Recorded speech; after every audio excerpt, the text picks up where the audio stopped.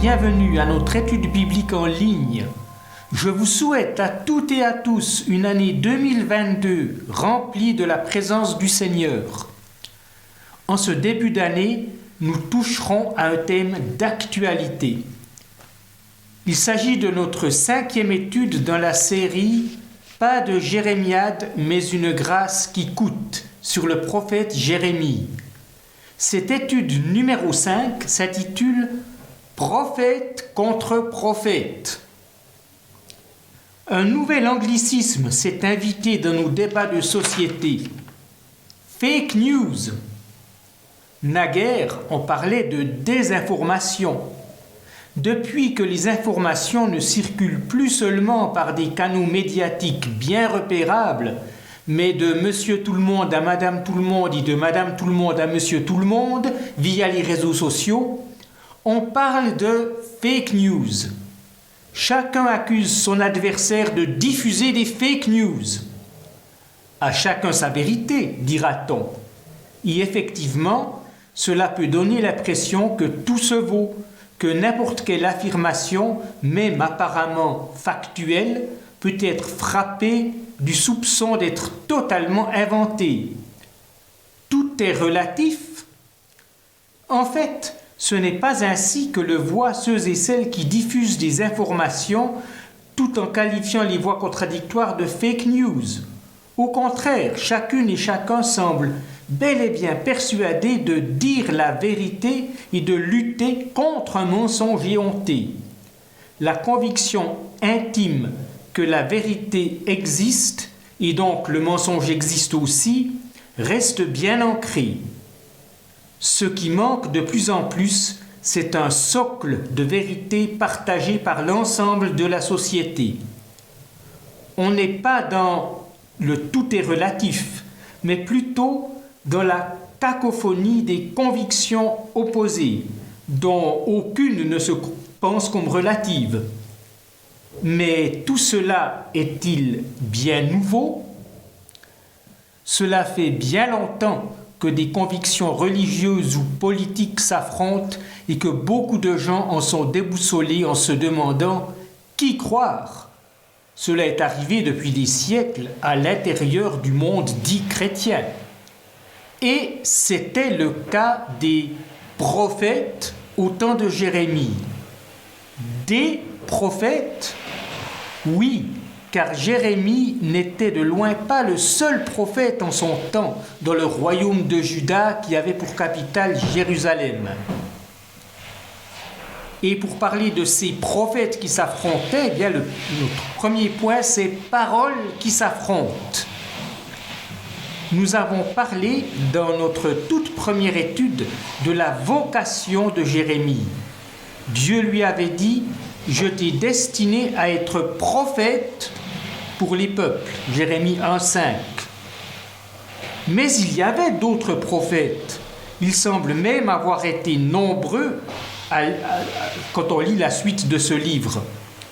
Jérémie mentionne souvent ceux qu'on pourrait appeler les élites de la société de Juda. Et parmi ces élites, 2 groupes reviennent tout le temps, prêtres et prophètes. Les prêtres avaient une fonction officielle, héréditaire, et ils exerçaient le pouvoir religieux. Jérémie lui-même était issu d'une famille de prêtres, mais le moins qu'on puisse dire est que ses relations avec sa famille n'étaient pas au beau fixe. D'un bout à l'autre de son livre, les prêtres sont dénoncés comme une caste corrompue. Quant aux prophètes, la manière dont ils entraient dans ce ministère n'était pas codifiée par des règles précises. C'était pas institutionnalisé. Ils y étaient appelés, ou ils étaient censés y être appelés directement par l'Éternel.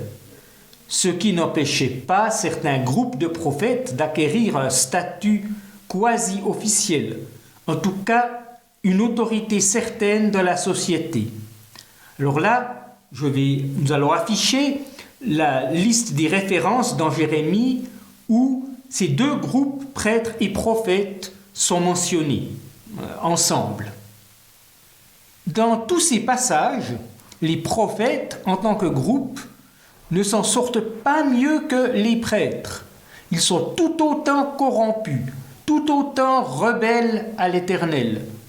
Cela veut-il dire que Jérémie était un prophète isolé? Solitaire, il l'était, comme nous avons pu le percevoir de manière poignante avec ce qu'on appelle les confessions de Jérémie dans notre 3e étude. Mais il savait aussi qu'il y avait d'autres prophètes et d'autres prophètes dans le même camp que lui. Ainsi, le passage suivant, dans Jérémie 5, versets 12 et 13. « Ils m'ont renié, moi l'Éternel, ils ont dit, il n'existe pas, et le malheur ne nous atteindra pas. Nous ne verrons jamais l'épée ou la famine. Quant aux prophètes, ils ne sont que du vent. La parole, dans le sens de la parole authentique de Dieu, la parole n'est pas en eux. Qu'il leur soit fait ainsi. » En fait, tout dépend de la question de savoir qui parle ici. La langue originale ne connaissait pas l'usage des guillemets. Summer, en accord avec la traduction œcuménique de la Bible, met ces deux versets, versets 12 et 13, entre les mêmes guillemets. Ceux qui ont dit que l'Éternel n'existe pas, ils continuent de parler et ils disqualifient ces prophètes qui ne sont que du vent et dont la parole n'est en tout cas pas divinement inspirée. Il est vrai qu'ailleurs, Jérémie dit exactement la même chose des prophètes qui s'opposent à lui. Mais ici, il semble bien que ce sont les ennemis de Jérémie, les élites rebelles à Dieu qui s'expriment ainsi. En tout cas, au verset 14, il est dit « C'est pourquoi ainsi parle le Seigneur des armées célestes, puisque vous proférez de tels propos renvoient logiquement à ce qui précède juste avant, donc aussi à ses propos critiques sur les prophètes. Ce sont bien les adversaires qui s'expriment ainsi. Et donc, les prophètes, au pluriel, sont dans le même camp que Jérémie. Ils sont ensemble l'objet du mépris des élites. Un prophète du même bord que Jérémie est nommé dans la suite du livre. Il s'agit d'un certain Uri, fils de Shemaïa. C'est dans Jérémie chapitre 26, nous lisons les versets 20 à 23. Il y avait encore un autre homme qui prophétisait au nom de l'Éternel. Uri, fils de Shemaïa de Kiriath Yearim, lui aussi prophétisa contre cette ville, c'est-à-dire Jérusalem, et contre ce pays, dans les mêmes termes que Jérémie. Le roi Jehoiakim, tous les hommes de sa garde et tous ses ministres entendirent ces discours. Et le roi chercha à le faire mourir. Uri l'apprit, il eut peur et s'enfuit en Égypte. Mais le roi Jehoiakim envoya des hommes en Égypte. Elnathan, fils d'Akbor, accompagné de quelques autres. Ils ramenèrent Uri d'Égypte et le conduisirent devant le roi Jehoiakim, qui le fit tuer par l'épée et ordonna de jeter son cadavre dans la fosse commune. Ce prophète, fidèle à l'Éternel, a été traité pire que Jérémie, condamné à mort, sa famille privée de son corps. D'autres livres de l'Ancien Testament mentionnent d'autres prophètes authentiques du Seigneur, contemporains de Jérémie. C'est Sophonie, dont on a un livre, et c'est Hulda la prophétesse mentionnée dans 2 Rois chapitre 22 qu'a consulté le roi Josias. Les prophètes du royaume de Juda étaient donc divisés en 2 camps. À la lumière de ce qui était conservé dans l'Écriture, dans la Bible, nous pouvons identifier les prophètes authentiques de l'Éternel ou ceux qui étaient fidèles à l'Éternel. Mais le peuple, lui, avait-il les moyens de départager? En tout cas, Jérémie lui-même était conscient que le peuple était déboussolé. Qui croire? Au chapitre 14, Jérémie intercède auprès de l'Éternel pour le peuple. Verset 13. Ah, Seigneur éternel, les prophètes leur disent, vous ne connaîtrez pas la guerre et vous ne subirez pas la famine, car je vous donnerai en ce lieu-ci une paix véritable. Autrement dit, en entendant ces messages optimistes répétés à l'envi et en entendant de l'autre côté les messages pessimistes de Jérémie, ils ont de quoi y perdre leur latin. La réponse que fait l'Éternel à cette intercession de Jérémie nous paraît dure, et avec elle j'ouvre la deuxième partie de cette étude que j'intitule « Faux prophètes ». Donc nous lisons Jérémie 14, les versets 14 à 16. « Et l'Éternel me dit, en mon nom, ces prophètes profèrent des mensonges. Je ne les ai pas envoyés, je ne leur ai rien ordonné et je ne leur ai pas parlé. Toutes leurs prophéties sont visions mensongères, oracles sans valeur, des inventions venant d'eux-mêmes. C'est pourquoi, voici ce que déclare l'Éternel au sujet des prophètes qui prophétisent en mon nom sans avoir été envoyés. Ces prophètes qui disent « La guerre et la famine ne viendront pas dans ce pays. » C'est par la guerre et la famine que ces prophètes périront. Et les gens du peuple auquel ils prophétisent seront jetés à terre dans les rues de Jérusalem par la famine et par l'épée, sans qu'il n'y ait personne pour les mettre au tombeau, ni eux, ni leurs femmes, ni leurs fils, ni leurs filles. Je ferai retomber sur eux le mal qu'ils ont commis. Que des prophètes qui ont prétendu faussement à une aspiration divine pour émettre des messages populaires soient l'objet d'un jugement sévère, c'est parfaitement compréhensible, pour Jérémie aussi. Que le peuple qui n'arrive pas à faire la part des choses soit englobé dans un jugement si terrible, voilà qui est plus étonnant et qui nous choque. En tout cas, Dieu a répondu à l'intercession de Jérémie par une fin de non-recevoir. Cette parole n'est pas datée, mais elle semble bien être parvenue à Jérémie à un moment où, aux yeux de Dieu, son peuple avait atteint un point de non-retour. Seul un traumatisme national pouvait ouvrir la voie à un changement profond. On allait dans le mur et il fallait foncer carrément dans ce mur pour commencer à réfléchir autrement.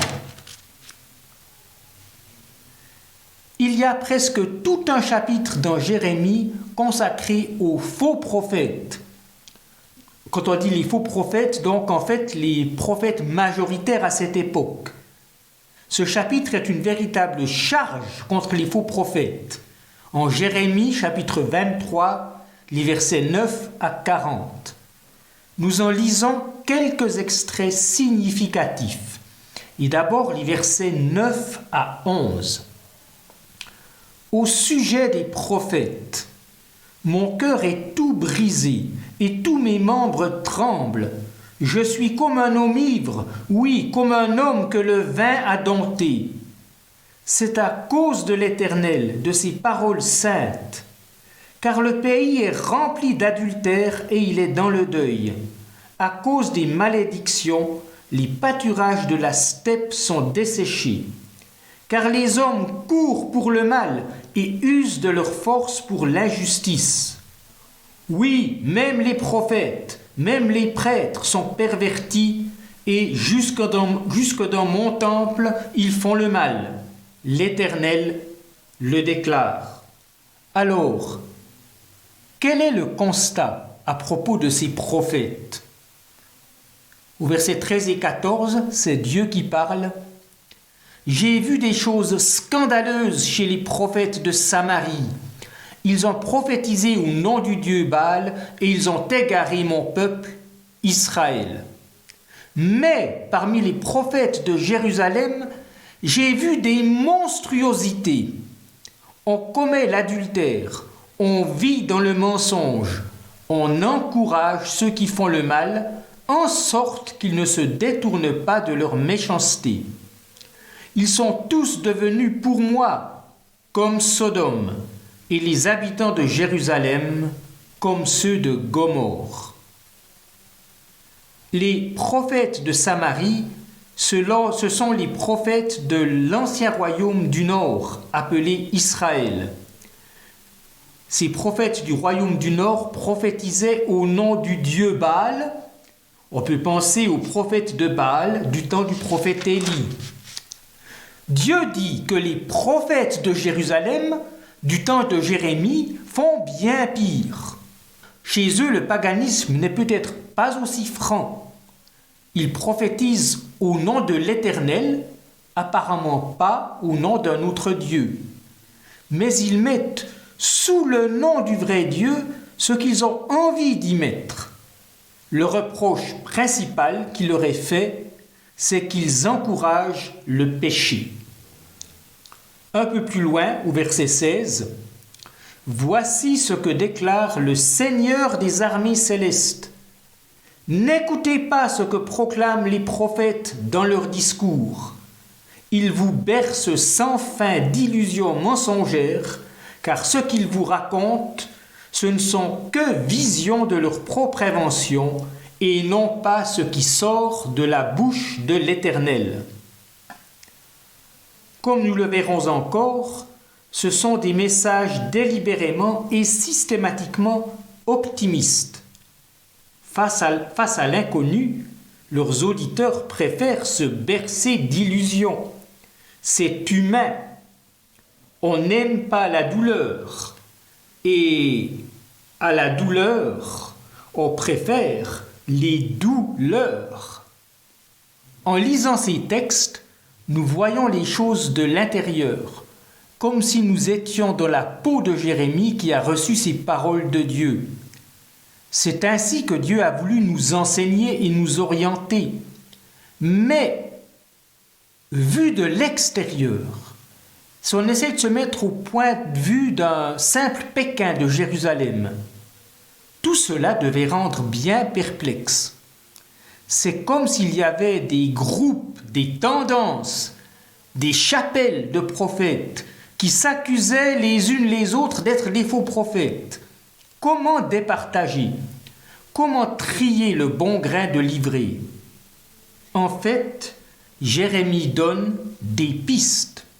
Et c'est notre troisième point, discernement. Jérémie donne des pistes. Lors d'une controverse en particulier, Jérémie a énoncé clairement des critères pour discerner ce qui vient vraiment de Dieu. C'était au début du règne de Sédécias. Sédécias était le dernier des rois de Juda. Il a été mis en place par Nabuchodonosor, roi de Babylone, après que son prédécesseur a été emmené en exil. C'était en 597 avant Jésus-Christ. Il y a eu un premier groupe d'exilés et les ustensiles du temple ont également été pris en butin à Babylone. Suite à cela donc, Sédécias a régné une dizaine d'années sur ceux qui n'avaient pas été exilés. En fait, c'était la majorité, car seule une minorité de l'élite avait été exilée en 597 avant Jésus-Christ. Mais Jérémie annonçait un désastre bien plus grand qui s'est produit en 587 avant Jésus-Christ. Et là, il y en a beaucoup plus qui ont été exilés. C'est dans ce contexte qu'il y a la controverse dont nous parlons. C'est Jérémie contre Hanania. Deux prophètes, prophète contre prophète. Nous lisons Jérémie, donc chapitre 28, les versets 1 à 6. Cette même année, au commencement du règne de Sédécias, roi de Juda, la 4e année, au 5e mois, Hanania, fils d'Azur, un prophète originaire de Gabaon, me dit dans le temple de l'Éternel, devant les prêtres et tout le peuple, « Voici ce que déclare le Seigneur des armées célestes, Dieu d'Israël. Je brise le joug du roi de Babylone. Dans 2 ans, jour pour jour, je ferai rapporter dans ce lieu les ustensiles du temple de l'Éternel que Nabuchodonosor, roi de Babylone, a enlevé d'ici et qu'il a emporté à Babylone. Je ferai aussi revenir dans ce lieu Yekonia, fils de Jehoiakim, roi de Juda. » Donc Yekonia, appelé dans les livres des rois Jehoiakin, c'était le roi emmené en exil en 597. Je ferai revenir dans ce lieu Yekonia, fils de Jehoiakim, roi de Juda, et tous les déportés de Juda qui sont partis à Babylone. L'Éternel le déclare, car je briserai le joug du roi de Babylone.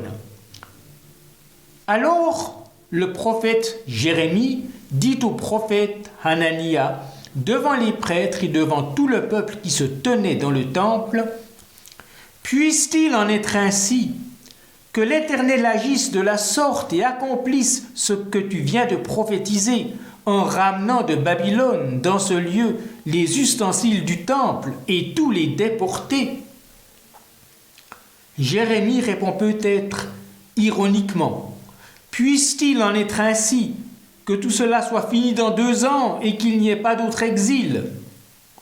Ou s'il n'est pas ironique mais sérieux, c'est pour dire qu'il le souhaite profondément. Il ne souhaite pas le malheur, mais la bénédiction. Cependant, il sait que ce n'est pas ce qui va arriver. Il ne faut pas prendre ses désirs, même portés par un amour sincère, pour des réalités. Jérémie ajoute, au verset 7 à 9, « Néanmoins, écoute ce que je vais te dire en même temps qu'à tout le peuple. Les prophètes qui nous ont précédés, toi et moi, depuis les temps les plus anciens, ont prophétisé au sujet de nombreux pays et de grands royaumes, en annonçant la guerre, la famine et la peste. Alors, maintenant, un prophète annonce la paix. On saura s'il est réellement envoyé par l'Éternel seulement si sa prédiction se réalise. » Jérémie énonce ici 2 critères. Le premier, a priori, ce sont les prédictions pessimistes qui sont fiables. Ou, pour le dire autrement, c'est aux optimistes de fournir une preuve, pas aux pessimistes. La preuve, elle ne peut pas être administrée par le prophète en même temps qu'il fait sa prédiction. Vu qu'il s'agit de l'avenir, la preuve viendra forcément par après. Mais sans autre confirmation, il faut plutôt s'attendre à ce que les prédictions pessimistes soient authentiques. C'est ce que montre l'histoire du peuple de Dieu jusqu'alors, avec tout ce qui a été transmis de paroles prophétiques et leur réalisation de l'histoire. Cela présuppose une réalité, c'est que le peuple de Dieu désobéit encore et toujours au commandement que son Dieu lui a donné. C'était la réalité en tout cas depuis la mort de Salomon.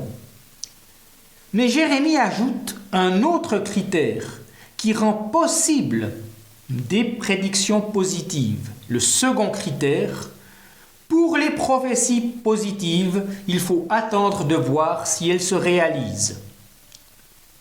Hanania avait annoncé le retour de l'exil dans 2 ans. Dans d'autres contextes, Jérémie l'avait annoncé aussi, ce retour d'exil, mais pour dans 70 ans. On sait aujourd'hui qu'il a bel et bien fallu attendre 70 ans avant que cette prophétie positive se réalise.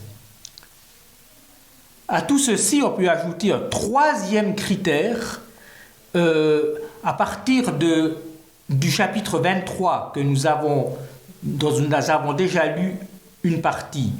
3e critère, critère éthique. Et je cite ici Jérémie chapitre 23, les versets 21 et 22. Dieu dit « Je n'ai pas envoyé tous ces prophètes-là, et cependant ils courent. Et je ne leur ai pas adressé la parole. Pourtant ils prophétisent.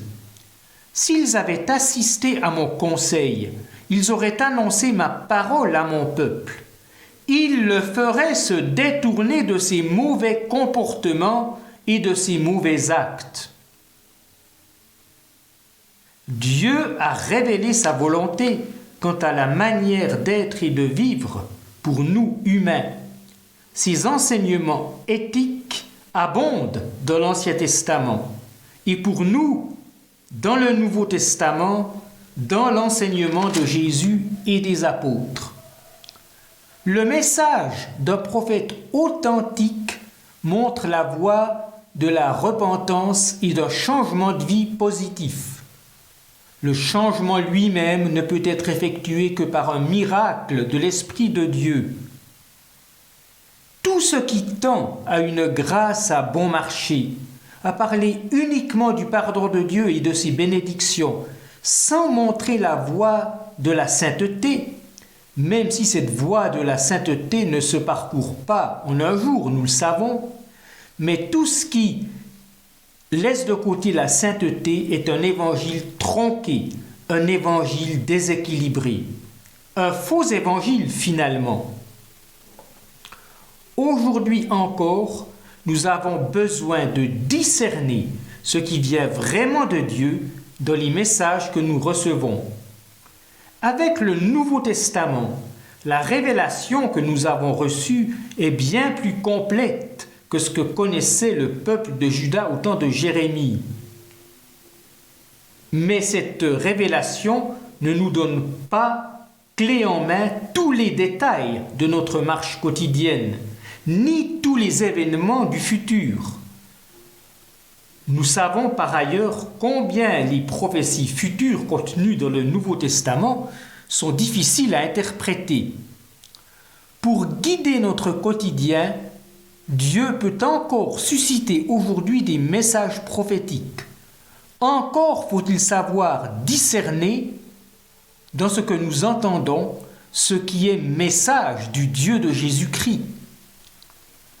Pour les prédictions du futur, ce n'est plus forcément le cas que les prophéties pessimistes sont a priori les plus probables. Les destinées du peuple de la Nouvelle Alliance peuvent être faites de joie ou de souffrance, suivant les temps, les lieux et les situations. Pour les prédictions de joie et de victoire, faut-il attendre de voir si elles se réalisent? Alors, concernant le retour du Christ, nous savons qu'il aura lieu, même si nous ne savons pas quand, et ceci parce que la victoire a déjà été remporté par sa résurrection et son retour apportera la réalisation concrète sur le terrain de cette victoire, la fin effective de la mort et du mal.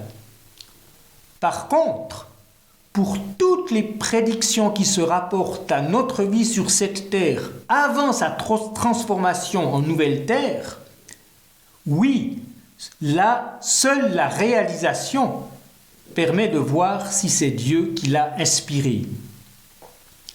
Mais le critère le plus important reste le critère éthique. Le critère éthique. Dieu désire passionnément notre transformation intérieure, une transformation qui se traduise extérieurement par des attitudes et des comportements et des actes. C'est pour cela qu'il a envoyé son Fils sur notre terre.